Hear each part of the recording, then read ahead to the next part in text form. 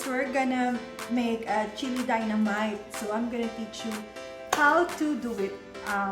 Sobrang simple lang niya and sobrang simple lang ng mga ingredients. So, let's go! For the ingredients, we will be needing ladyfingers chili, cheese, spring roll wrapper, and ground beef that's seasoned with salt, pepper. And now we will cut the chilies and we will take the seeds out. So here we go. So here's the chili. We will cut it in the center. So here, ganun lang. Wait.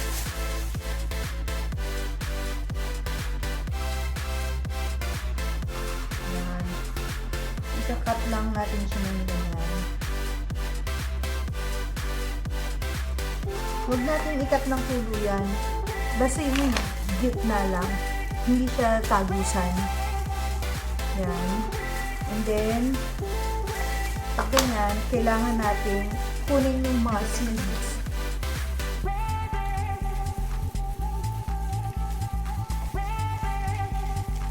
Yan.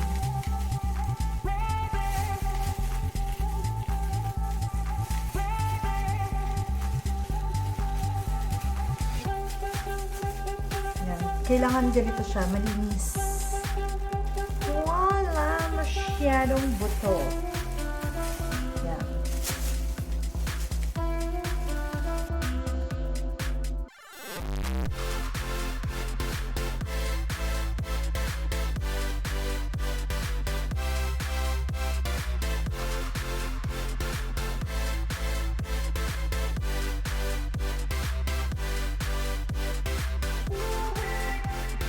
So, ito na ngayon siya, guys.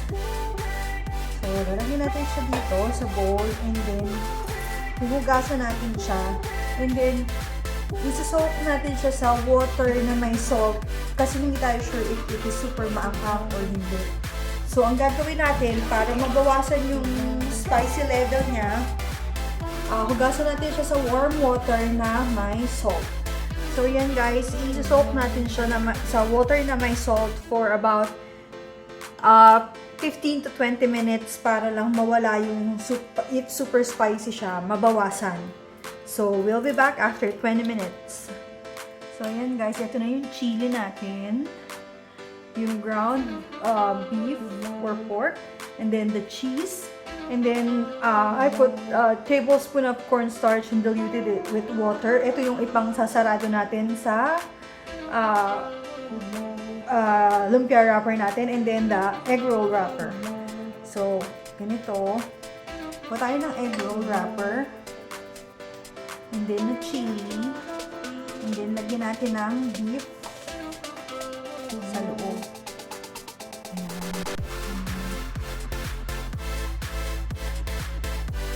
Sakto-sakto lang na beef, huwag naman yung overflowing. And then cheese.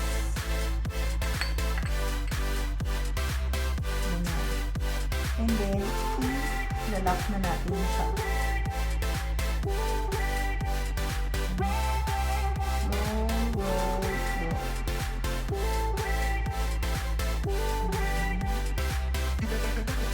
And then, ilalak na natin.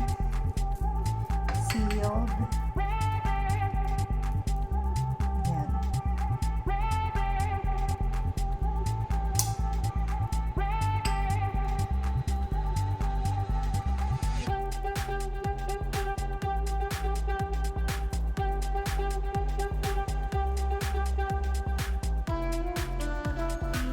Okay, another one.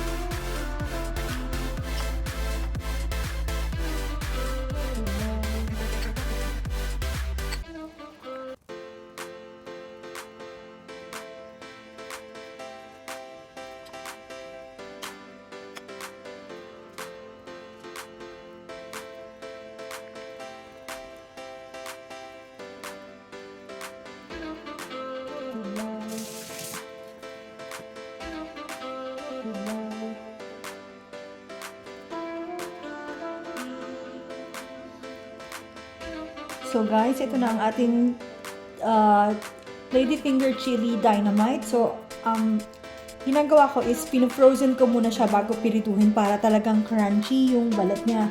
Pero if gusto niyo naman, pwede din naman siyang pirituhin agad after magawa. Kaso, medyo kailangan matagal mo siyang pirituhin. Unlike if frozen siya, mabilis siyang maging super crunchy. So, frozen ko muna siya for about 30 minutes to about an hour and then ipa-fry na natin siya.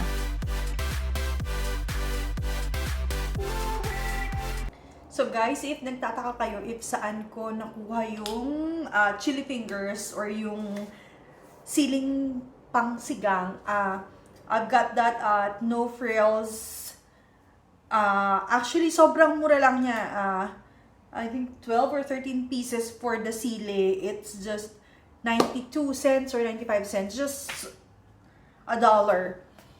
So, kumuha na ako. So, yun. Tapos, naisip ko nga gumawa ng chili fingers.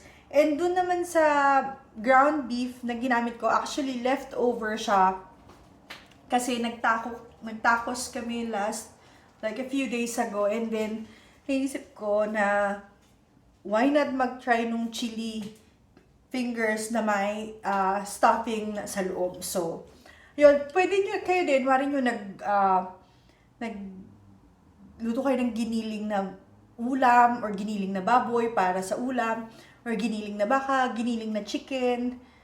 Kahit anong ground pork, beef, or chicken, kahit anong pwede siyang ilagay dong sa loob ng chili. Basta kayo nang bahalang magsisunod. Kasi yung sa akin, pang tacos, so naglagay ako ng onion, garlic, pepper, salt, cumin, what else? Oregano. Basta yung pang taco seasoning. So, yun. So, ayan na guys. Nagpainit na ako ng mantika. And then, ilalagay na natin yung mga chilies natin.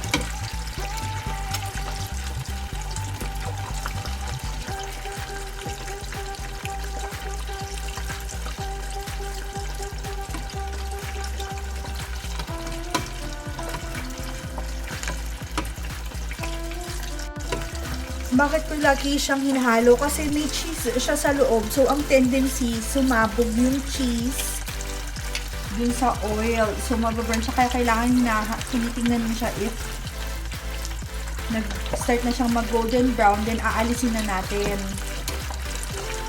bago pa siya sumabog sa mantika.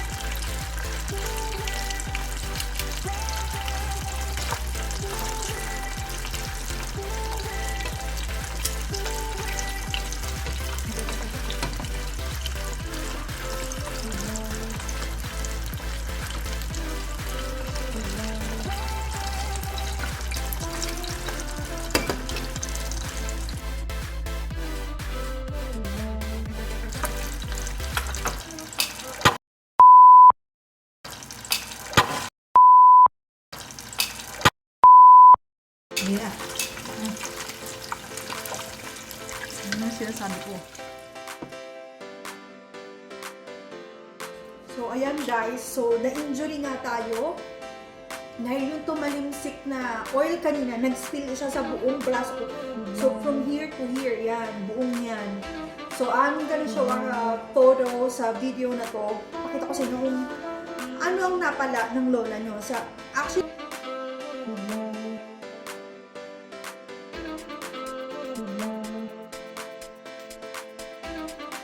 kaya sumabog yun dahil sa cheese sticks. Yan. Kasi diba, nakabalot siya. Yung cheese, nag-explode talaga siya pag pinipinto. Kaya kailangan. Once na nakita nyo siyang nag-start na mag-golden brown, kukunin nyo na siya. And diba guys, kakasabi ko lang, kaya ko hinahalo para hindi sumabog. Ayun, nasabugan pa rin ang lola nyo. Ginalingan. So ito na guys, itikman na natin ang chili dynamite.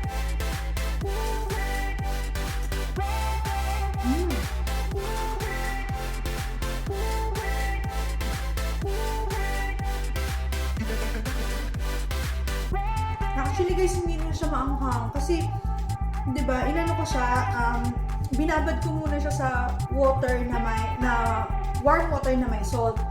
Kaya lahat yung anghang niya, hindi naman lahat, pero yung anghang niya, nawala. Gusto ko pa naman dito yung medyo maanghang, yung pagkain mo talagang may kick talaga siya. Kaso, hindi ko kasi sure if maanghang tong chili na nabili ko. Dahil first time ko nga lang makabili ng lady finger dito. Kaya ito agad naisip ko yung ano to.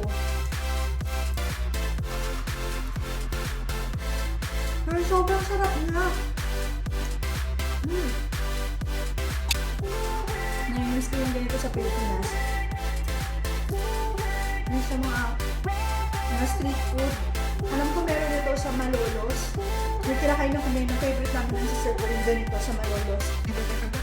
Tapos, ang masarap, isa sa masarap gumawa ng ganito is yung sister ko, si Anya.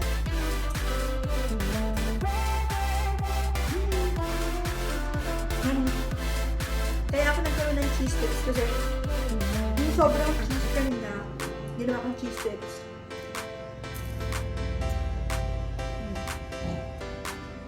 And yung dip nga pala natin is mayonnaise, ketchup, and a little bit of mustard. Then lagay lang kayo ng konting salt and pepper, and then pinch of sugar. And that's it. Super perfect. And that's it for today guys. So, hope gawin nyo and magustuhan nyo yung recipe nito. So, see you in my next vlog. Bye!